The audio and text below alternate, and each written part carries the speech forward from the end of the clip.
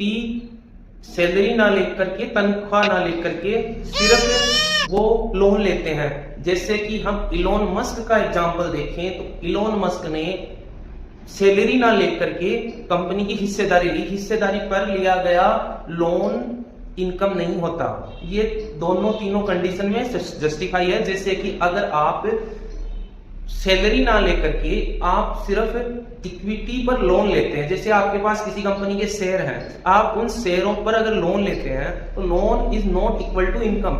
Income वो है जो आपने कमाई है। अगर कंपनी पर 30% टैक्स लगता है तो टैक्स लगने के बाद में ही कंपनी का मालिक उस पैसे को अपने पास रख सकता है या उस पैसे को इस्तेमाल कर सकता है। लेकिन अगर वो पैसे को इस्तेमाल तभी कर पाएगा जब वो इनकम टैक्स और देगा उसके ऊपर। तो उस हिसाब से 30% एज ए कॉर्पोरेट टैक्स लगा, उसके बाद में उस पर एज ए इनकम टैक्स भी लगेगा।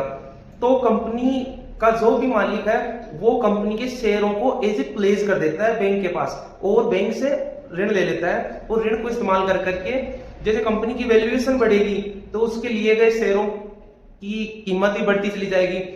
आफ्टर वो जैसे कुछ टाइम के बाद में कंपनी ग्रोथ होती है, इसमें रूल ऑफ 72 काम में आता है जो कि कहता है कि 72 डिवाइड बाई ROI। एक साल में अगर आपकी 18% की ROI आती है तो मतलब 3.5 साल में आपका पैसा डबल होगा। ठीक है, अगर मेरे पास 1000 करोड़ का ऋण है कंपनी के शेयर पर, ठीक है, 1000 करोड़ का ऋण है, मेरे पास कंपनी की हिस्सेदारी है 2000 करोड़ की, इट मींस 50% मैंने अपने शेयर को डाइल्यूट कर लिया है। डाइल्यूशन के बाद में 50% 1000 करोड़ अगले सेल कर दीजिए और अपना लोन क्लोज कर दीजिए। That's simple.